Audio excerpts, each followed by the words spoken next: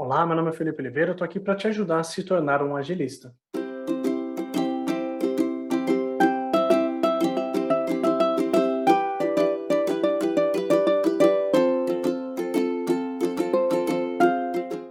Bom, no vídeo de hoje eu vou explicar um conceito que eu acho que muita gente deve ter dúvida no dia a dia, muita gente às vezes se questiona qual é a real diferença entre lead time e cycle time, tá? São duas métricas um pouco diferentes que se complementam, que uma faz parte da outra, de certa forma, tá? E a ideia aqui é conseguir mostrar para você aí qual é a real diferença, como que essas coisas funcionam, como que a gente consegue trabalhar e complementá-las no dia a dia. Vamos lá? Bom, quando a gente fala de cycle time, de lead time, todos esses times aí que a gente vê por aí, a gente tem que pensar o que eles representam, né? Todas essas métricas, de alguma forma, representam uma demanda. Elas estão associadas a uma demanda que vem de um cliente, né? Quando eu falo um cliente, entendam não necessariamente como cliente de verdade, entendam como demandante, né? Então, quando você está dentro de uma empresa, quando você é um time de suporte, um time de tecnologia, por exemplo, se você tem um cliente interno, se o seu produto interno é um sistema de faturamento, é um sistema de RH, coisas desse tipo, você tem seus clientes. Os seus clientes são os clientes internos, são as áreas da empresa que fazem parte, que solicitam essas coisas. Ou então, às vezes, nem solicitam, você só faz um processo de discovery mesmo dentro da própria empresa, entendendo qual é a melhor abordagem, a melhor experiência para que essas pessoas consigam atuar, tá? E quando você pensa em cycle time, lead time, vazão, work in progress, estão todos relacionados a essas demandas desses clientes, né? Clientes que passam pelo processo, pelo seu fluxo de trabalho, pelo seu sistema, e através do trabalho executado desses sistemas, eles adquirem o resultado dele, aquela demanda cumprida, aquele chamado atendido, né? Aquela feature desenvolvida, etc. Tá? Então, pensando em cycle time e lead time, vamos começar pelo básico, né? Então tem um usuário, um cliente, alguém solicita uma demanda ou surge alguma necessidade. Às vezes, como se você é uma empresa que é customer facing, mas não lida diretamente com o cliente, né? É um e-commerce, esse tipo de coisa, você até consegue contato com o cliente, mas é um pouco diferente, né? O cliente digital hoje em dia ele está muito nesse cenário, onde você não tem um contato direto com o cliente. O seu software tem, o seu portal tem, mas não é uma loja física que você vai lá e tem contato. Você pode ir lá e entrevistar o cliente a hora que você quiser. Né? Depende um pouquinho de cada contexto, mas a gente tem um pouquinho disso. Né? É, sabendo disso, quando o cliente surge uma necessidade, surge uma demanda, quando alguém pensa numa ideia, ela aparece lá, ela teria que surgir no seu quadro, né? Ele é um momento aqui onde surge essa ideia, tá? Eu vou chamar isso aqui como o início da demanda. A demanda começou aqui, alguém pediu, então já tem alguém esperando sobre essa demanda, independente se ela já tem um prazo ou não, ela recebeu essa demanda, tá? E esse cliente, esse usuário, espera essa demanda por um determinado tempo. E ele permanece esperando isso até a real conclusão dessa demanda. Tá? Até que aquele card, aquele item de trabalho, seja finalizado e entre aqui lá em produção. Né? Entendam que fluxo de trabalho tem que terminar no cliente, tem que terminar em produção. É onde, de fato, o seu usuário está pegando aquilo que você desenvolveu. Tá? Então, você tem aqui done. Ok? Esse tempo aqui, ó, eu vou chamá-lo de customer lead time. Tá? Por que o customer lead time? Porque é o tempo do cliente, é o tempo que o cliente tem aqui esperando a demanda, do momento que ela surgiu até o momento que houve aqui a conclusão dela, tá? Então esse customer lead time é onde você vai conseguir trabalhar a expectativa do seu cliente e o quanto que ele está esperando por essa demanda, tá? Em algum momento, quando você está dentro desse fluxo, você começa a trabalhar nessa iniciativa. Né? Não necessariamente desenvolver, você vai fazer uma análise, você vai fazer um discovery, você vai tentar entender onde que melhor se aplica, você vai para o design, você vai fazer um teste de usabilidade. Tem N coisas que você vai conseguir trabalhar com essa demanda, né? Mas você tem um primeiro momento aqui de análise, um primeiro momento aqui de ir atrás dessa demanda, né? de entendê-la, de pesquisar um pouquinho mais, de se aprofundar. Né? Então, eu vou chamar essa demanda aqui de start. Tá? É onde você de fato inicia. Não somente na hora que você começa a desenvolver, se há um desenvolvimento, né, mas é o momento que há algum tipo de trabalho envolvido nessa demanda. Tá? Legal. Esse período aqui, o que a gente está falando, não necessariamente ele vai até produção, tá? Nesse caso, eu coloquei aqui porque tem alguns cenários que você vai ver desenhos que ele para um passo antes, né? Onde está pronto para produção. Legal? Então aqui você vai achar descrições como System Lead Time. Em alguns lugares eu já vi colocando como Service Lead Time, tá? Eu já vi em alguns lugares sendo representados de formas diferentes, mas pode ser que você ache esse mesmo desenho como Service Lead Time ou como System Lead Time. Eu acho mais apropriado chamar de System Lead Time, tá? Lembrando, considerando que potencialmente faz mais sentido você colocar isso aqui como done, não como ready, mas você vai encontrar desenhos com essa perspectiva, tá? Ok. Então, você tem uma divisão de tipos de lead time, né? Você tem lead times diferentes, formas diferentes de lidar com lead time. Ao tempo que o cliente leva ali esperando para a sua demanda. Né? Pode ser do momento que você começa, pode ser do momento que surge a necessidade, tá? Mas entenda que é o número que movimenta ali a expectativa do teu cliente, tá? E lembre-se que, obviamente, que você vai medir esse lead time, porque você tem um lead time histórico. É diferente você considerar um negócio chamado actual lead time, que é o seu lead time, que você tem hoje, o tempo que você leva de fato para entregar algo para o cliente, e é diferente de um target lead time. Você vai ver, às vezes, alguns artigos que chamam isso de TACT, né? Que é a expectativa de ritmo de entrega do cliente. É o cliente que dita esse ritmo. Né? Então, conforme o cliente puxa, você vai entregando. E aí, o tempo que você leva entre ele puxar, né? Entre surgir a demanda e você de fato conseguir atender, tem um espacinho aí no meio. Tá legal? Mas são números diferentes. Beleza? Em alguns cenários, pode ser que você não consiga exatamente esse número. Talvez você tenha que medir de forma diferente, talvez você tenha que olhar com um prisma diferente. Mas conta aqui sobre essa perspectiva. Tá? Legal. Baseado nisso, você vai querer entender, por exemplo, quanto tempo você leva para desenvolver alguma coisa, para entregar alguma coisa, a partir de uma etapa específica. Normalmente, as pessoas representam essa etapa aqui, ó, como a partir do momento que o trabalho está em andamento, a partir do momento que o seu work está em progress. Né? Ou seja, a partir do momento que você, de fato, iniciou aquela demanda. Então, imagine que você está ali, por exemplo, no Outback, né, Outback Delivery, surgiu um pedido lá, então, o tempo que o usuário está esperando, 40 minutos. Né? Mas no momento que alguém começou a fazer o pedido, até o momento que alguém encaminhou, né, mandou para o cliente, eu tenho um tempo específico. No momento que eu comecei a analisar os pedidos, tem outro tempo específico. Então, o cliente fez o pedido até ele receber, eu tenho o Customer Lead Time. Do momento que eu confirmei e analisei lá o que tem que ser feito até a finalização, eu tenho o Service Lead Time. E no momento que eu iniciei de fato, no momento que eu comecei lá a cozinhar, né, até o momento que eu terminei, esse amiguinho aqui eu posso chamar de Cycle Time. Tá? Em muitos cenários, em alguns artigos, você vai ver uma visão do cycle time que às vezes se parece com vazão. O que eu quero dizer com isso, né? Tem artigo que vai te explicar, falando que o cycle time é o tempo que eu gasto entre o envio de uma demanda e outra. Então imagine que você tem um chamado, você leva 7 dias para concluir esse chamado. Beleza? E aí eu tenho o tempo entre eu enviar esse e o próximo é 9 dias. Tá bom? Então, essa demanda aqui eu levei 7. A próxima demanda é 9 dias. E aí eu vou tirando as médias entre esses tempos, essa diferença de tempos, e aí eu tenho meu cycle time. Tá? Felipe, tá confuso. Então vamos pensar o seguinte. Eu iniciei o card aqui, ó. Vamos falar de card, né? Iniciei o item. Tá aqui. E concluí ele aqui, com isso eu levei, por exemplo, 8 dias. Tá? Esse é o cycle time dessa demanda. Ok? Aí eu tenho uma próxima demanda. E a próxima demanda, desse tempo aqui até esse aqui, digamos que eu levei 5 dias. Tá? Se eu somar esses dois, dividir por 2, vai dar ali 6,5. Né?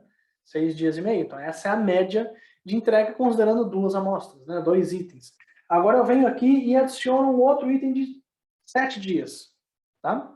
Então, dividindo ali, dá 6, alguma coisa, quase 7 dias para eu fazer a entrega de um item, na média. Tá? Então, conforme eu vou percebendo as diferenças de tempo entre uma demanda e outra, eu vou obtendo o meu cycle time. Tá? Beleza. Sabendo disso aqui, né, tendo essa perspectiva, lead time é um tempo de X, quando eu falo de Customer Lead Time, o System Lead Time é um outro tempo e o Cycle Time também é um outro tempo. Eu posso considerar, por exemplo, o Cycle Time a partir do momento que eu homologuei, até o momento que eu finalizei. Eu posso considerar Cycle Time no momento que eu comecei a refinar, né, alguma coisa aqui no meio, até o momento que eu considerei lá até o final. Depende de que ponto você quer trabalhar, tá? Você pode colocar, por exemplo, aí você pode criar até suas próprias métricas, é Refining Cycle Time, né? Homologation Cycle Time, tem que ver o quão úteis são esses números para você, tá? Então, ó, a diferença real entre os cycle times é o momento em que eu pego esse número, tá? Aqui, ó, o ciclo de entrega, eu estou falando aqui no momento que eu comecei a entregar. Normalmente você vai ver muitas pessoas colocando que o cycle time, ele conta a partir do momento que você iniciou de fato a demanda, em que você começou a desenvolver a demanda, que você pôs a mão no código, né? Até o momento que você entrega. Mas podem ter perspectivas diferentes. Você pode pegar um tempo um pouquinho antes, um tempo um pouquinho depois. Depende aí, por exemplo, do seu ponto de compromisso, no seu commitment point aí no seu fluxo Kanban, ou depende, às vezes, da forma, o que você está querendo medir exatamente. Tá? Então você pode considerar a diferença dentro desse cenário. Ok? Legal. Cycle time, lead time, como eu falei, depende do ponto de partida. E ao mesmo tempo, você precisa de ter duas perspectivas que são importantes aqui. Primeiro, você precisa ter o fluxo mapeado. Você precisa ter o seu fluxo compreendido, desde o momento que a demanda surge até o momento que o cliente recebe essa demanda. Você tem que ter conhecimento desse fluxo. Tá? Não adianta você receber a demanda aqui, acontece uma magia negra aqui no meio, cai para o time, e aí o time desenvolve e isso está claro. Esse meinho aqui, né, que muita gente coloca como upstream, né? A gente não, é o upstream, né? Então, esse momento de upstream aqui, ele não pode ser algo obscuro, ele não pode ser algo que tá dentro da caixinha preta do PM, tá dentro ali da caixinha do PO. Não, o upstream tem que estar mapeado, você tem que estar claro para você o que acontece aqui dentro, quais são as etapas de trabalho, mesmo que sejam etapas macro, né? Porque, por exemplo, você vai ter dentro do seu upstream etapas do seguinte, tem um momento aqui que a gente faz discovery.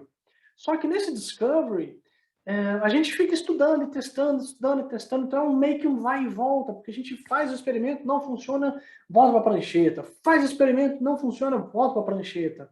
O card fica indo e voltando. Não, você pode chamar de upstream, você pode chamar de discovery ali dentro, tá? E ali o processo de upstream é esse, é um vai e volta de experimentação, que é o momento do discovery. Você pode fazer algo mais macro nesse sentido, tá? Você pode ter, por exemplo, o planejamento daquela iniciativa e planejamento do discovery daquela iniciativa e execução do discovery daquela iniciativa. Só que aí dentro você tem os experimentos vão ser concluídos e vão ser encerrados e etc. Você pode até ter um quadro do discovery, tá? Eu gosto dessa ideia, por exemplo, você tem um quadro de discovery, um quadro de refinamento, um quadro de entrega, né? Vai dependendo da sua ferramenta. Gira, por exemplo, ele não te permite ter um quadro lá muito grande, porque fica muito ruim de visualizar. As colunas ficam pequenininhas. Né? Tem outros tipos de ferramentas que você consegue ter uma barrinha de rolagem no quadro. Aí pode ser que isso te ajude. Tá? Então, essa é a primeira coisa. Você tem que ter o fluxo mapeado. A segunda coisa é que você tem que entender que o cycle time do item, da unidade, é uma coisa, tá? E o cycle time ou lead time médio é outra, tá? Então, se eu falar o tempo que a demanda levou, 8 dias. Essa demanda aqui em específica, ela levou 8 dias para ser concluída, tá? Agora, se eu pegar todos os 15 itens que foram fechados nas últimas 3, 4 semanas, se eu tiro uma média disso, a média me diz que eu entrego em 6 dias, tá? Então, eu tenho que tirar a média dos tempos de cada demanda. Beleza? Isso te dá uma visão de previsibilidade. Pode ser que aquele item demore mais ou demore menos, mas você tem que considerar a tua população, a quantidade de itens que você tem e a média considerada desses caras. Tá? Porque não necessariamente aquela demanda de 5 dias representa a sua realidade. Talvez a sua realidade seja um pouquinho a mais e esse seja um caso específico. Talvez ela seja um pouquinho a menos e esse seja um caso mais específico. Tá legal? Então você tem que considerar uma média. Uma outra coisa que você pode considerar é uma visão de percentil. A gente vai fazer um vídeo específico só sobre cycle time, como que você consegue associar esses números, tá? Mas entenda que o percentil, ele pega todos os cards que você encerrou dentro de um período, então, vamos falar 20 itens encerrados dentro de um período, tá? Você vai precisar identificar o cycle time de cada um desses itens, então, tem item com 10 dias, com 8, com 7, com 3, com 12, né? Ele vai ordenar esses itens né, de um dia, levou um dia para ser concluído até 20, e aí ele vai criar uma ordenação e vai distribuí-los de acordo com a data que eles foram concluídos. Então, pode ser que no seu quadro, isso chama o seu gráfico de dispersão. Então, pode ser que um item, uma bola, fique uma bolinha aqui, um dia fechado no dia tal, outro item aqui levou 2 dias fechados no dia tal, e assim por diante. Você vai ter uma distribuição aqui de números. Tá? E aí você tira o percentil. O que é o percentil nesse caso? É uma linha que você traça e fala assim, ó, se eu for pegar 85% desses itens, né, de baixo para cima, 85%, então se eu tenho 20 itens, por exemplo, se eu tenho 80% desses itens, eles vão fechar em até X dias. Tá? Então, se eu for pegar, por exemplo, sei lá, vou pegar 16 itens, né, 80%, são 16 itens, então, ó, quando eu estiver aqui com 16, eu vou ver quantos dias levaram esse card aqui que entrou no dia 16. Aí vai ter um item aqui, por exemplo, na quantidade 16, né? Então vai ter um card, por exemplo, que fechou em 18 dias. Então, 80% de certeza, 80% da sua amostra fechou em até 18 dias. Tá?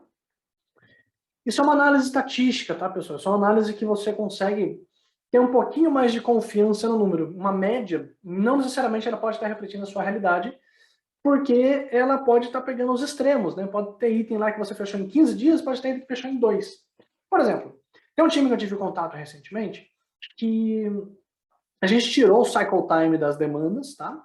E o cycle time estava dando, com 85%, estava dando uma média, aliás, estava dando uma média de 20 dias. Tá? 20 dias para realizar a entrega de um item. Beleza. E eu gosto muito de filtrar, eu gosto de fazer cycle time por tipo de item, cycle time de história, cycle time de melhoria, tá? E aí a gente foi lá e mediu melhoria. A média estava dando 3 dias, tá? 3 dias de média de cycle time. E aí eu fui medir as histórias. As histórias estão dando 46 dias com a média. Ou seja, um estava batendo no outro.